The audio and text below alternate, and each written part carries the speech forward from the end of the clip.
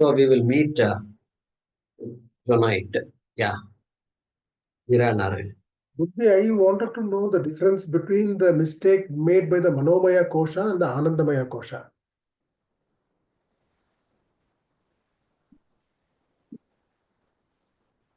Yeah. So mistake in relay made by, we can't say mistake made when associating with or identifying with the Vijnanamaya Kosha, with the Manomaya Kosha. Did you say Manomaya and Anandamaya?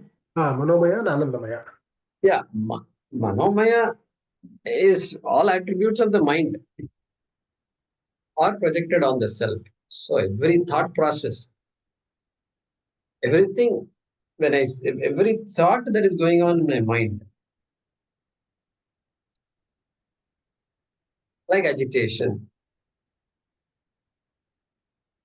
I am agitated. So that projection from the Manomaya that happens with due to the association with the Manomaya. So everything is same in a sense that everything is a projection. Vijnanamaya, I am Karta. Anandamaya, I did not explain that much because it is not there in the shloka. Anandamaya is Bhokta.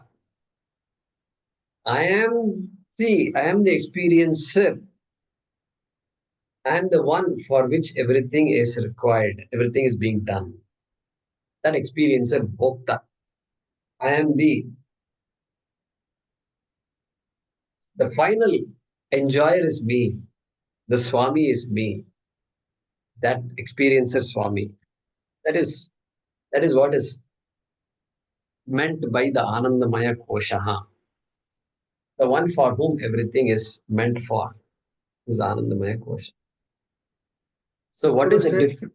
That is the distinction there. So my doubt was saying I am happy. Is it a thing of the Anandamaya Kosha or is it of the Manomaya Kosha? So there is certain distinction there. Manomaya Kosha also, that statement is true. I am happy. Okay. That is the local happiness, temporary happiness. This local means what? Currently, whatever is going on, that makes me happy. That is Manomaya Kosha. Okay. Anandamaya Kosha is ultimately, I want to be satisfied. I want to be fulfilled. Okay. That guy is the Bhokta. That guy is the Bhokta. Ultimately, when I say somebody suddenly asks you, are you happy? Somebody asks you after so many years you met, you are all talking. So finally, are you happy? Finally, are you happy? When you say means finally, are you happy means what? I had a lot of sad experiences, happy experiences. But finally, are you happy means okay. Are you? What do you think about yourself? That is the Bhokta. That is Anandamaya Kosha. Can we say like this, Guruji, like day-to-day experiences, whatever we experience as pleasure, with respect to Laukika pleasure, is recognized by the mind and it takes the claim to be enjoying. And when Anandamaya Kosha, probably the sleep where you actually are in a kind of complete contentment, and if something comes out claiming that I was happy. The ahankara which comes out saying that I was happy. I mean, it takes the ownership as the enjoyership. Can we say that is something to do with Anandamaya Kosha? Yeah, that is correct. What I said is not different from what you said. Anandamaya Kosha, Ajnanam is brought in. Ajnanam is brought in. If you go back to Tattva Bodha and see how they define Anandamaya Kosha, that is how it is said. So, that Ajnana Kalpita, so there it is full ignorance in deep sleep. And therefore Ananda. The Ananda due to ignorance is called Anandamaya Kosha. Ignorance is bliss. This is Anandamaya Kosha. There's something which claims also that I slept well. Claims that Ananda, right? Yeah, you claim after you get up, you claim. Yeah. Then the And who claims, okay, I claim Ahankara, Vijnanamaya Kosha, makes a decision. Did I sleep well or not today? And he says, no, I slept. So at a monomaya level, it is a change in state. It's temporary. It's a vritti. Yeah. It's a chitta vritti that is happening. Right. So, And Anandamaya, I can say it is a status. it is a Status. You assume the status. I think when we claim, it becomes a vritti, right? When you claim it, it becomes a vritti. So sleep also becomes a vritti, right? See, everything is a vritti. Everything is a vritti. Everything is a vritti. Okay. Aiming and all is vrittis, of course. But that deep sleep is good to bring here. Good to bring. What makes deep sleep an enjoyable experience? Absence of vritti. Absence of vritti. Self itself is there or not, we don't know. I am not there to claim I am there. Means even that claiming is not possible during deep sleep. But uniformly, that state is an enjoyable experience. So, Ajnana Ghanam it is. It is Ajnana Ghanam. And so, it is pure ignorance. Because all memories, everything is gone. Nothing is there in deep sleep. Nothing is there to fragment that experience. That's why everybody uniformly loves it. So that is at the level of Ajnana, correct? That's a better way to put it.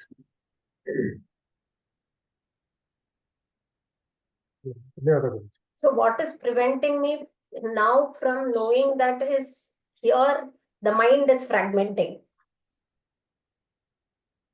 What is preventing from knowing what? Knowing that I am that, instead of looking for experience, I am used to experience because mind is the one which is fragmenting. I am fragmenting it as a mind. I associate myself as the mind and I fragment it, right? All my experiences are fragmented here. And if the experience is not fragmented, then there is no experience at all.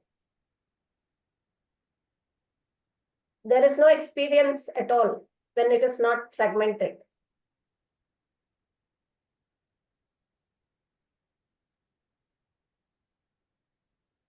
and then what? Suppose you have an unfragmented experience, then what happens? It's similar to sleep, but here I am aware of that.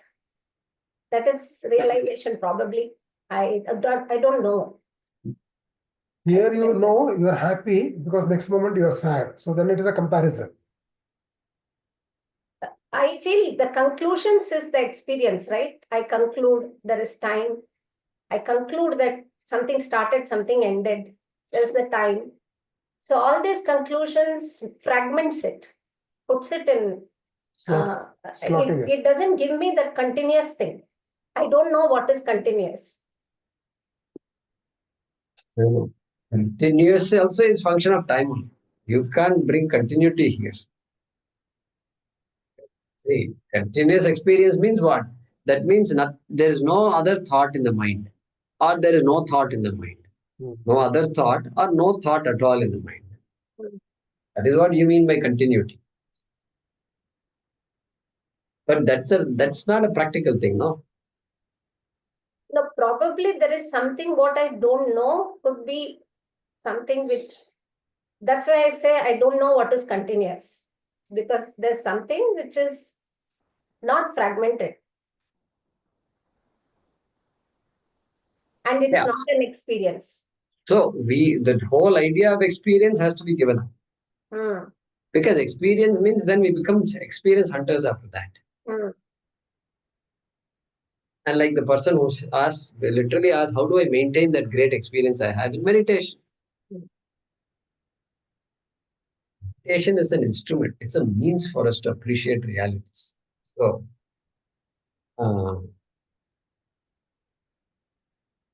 duality is the reality when we are alive. Reality means what? The interaction is going to be there constantly. Constantly. And interaction means there is going to be up and down. Nothing is permanent.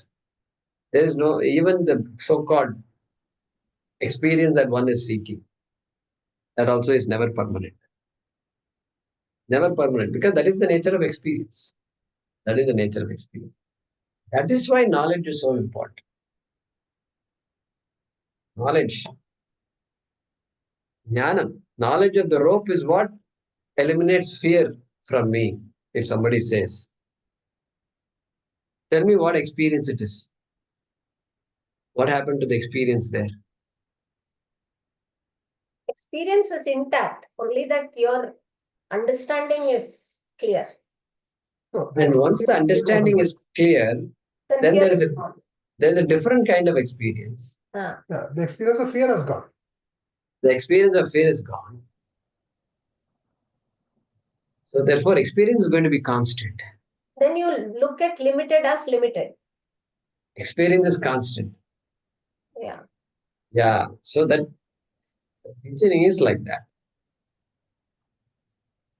Once I know myself, then experiences continue exactly like they were continuing before also, except with huge differences.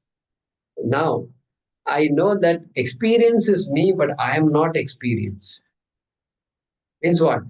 Exactly like whatever thoughts are there in the mind may be there, may not be there, because the fear is not there. You already said, and so those kinds of situations are won't be there.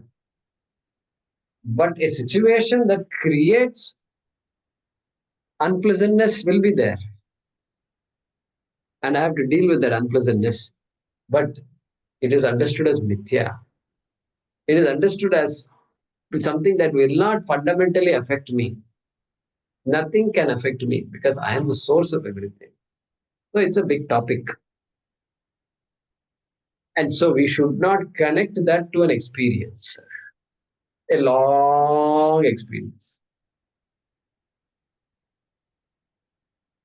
There can be a long experience also possible.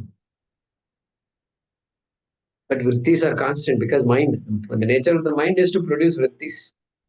Without vritti, there can't be any interaction. That's the way to look at it. So they don't get carried away by continuity and all that.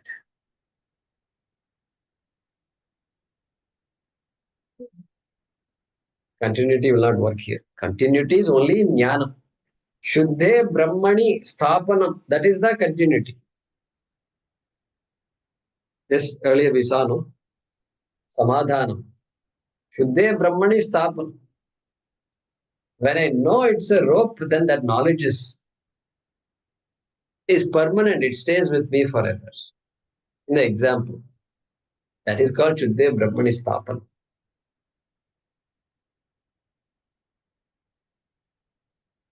Yeah. Go ahead, Ramuji. Talking of that Panchakoshas, a different thought comes. Because the Pancha Bhava, Pancha means that deficiency. Bhava in the Panchakosha makes you run after the things. Pancha Yeah. means in Malayalam, Pancham, Malayalam and Tamil, the Pancham means that famine Bhava, the Apurnada. Panjam. Pancham. We should create a movie, Panchatil Panjam, something like that. That Panchatam, that Apurnata of the Anandamaya Kosha. It all starts from Anandamaya Kosha, the Apurnata. If he is satisfied, he will not go after the thing. In fact, when you said the comparison between Manomaya and Vijnanamaya and Anandamaya, it is the Panjam Bhavam in the Anandamaya Kosha which creates to make you run after the outside things. Panjam. Yeah. That's my thought. Very good. Nice pun.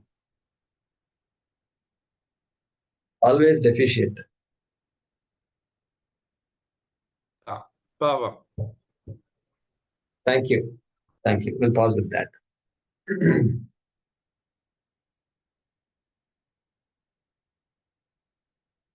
आपदामपहर्तारं दातारं सर्वसम्पदां लोकाभिरामं श्रीरामं भूयो भूयो नमाम्यहम् काले वर्षतु पर्जन्यः पृथिवी सस्यशालिनी देशोऽयं क्षोभरहितः ब्राह्मणाः सन्तु निर्भयाः ॐ नमो भगवते वासुदेवाय धन्वन्तरये अमृतकलशहस्ताय सर्वामयविनाशनाय त्रैलोक्यनाथाय श्रीमहाविष्णवे नमः। ಧನ್ಯವಾದ.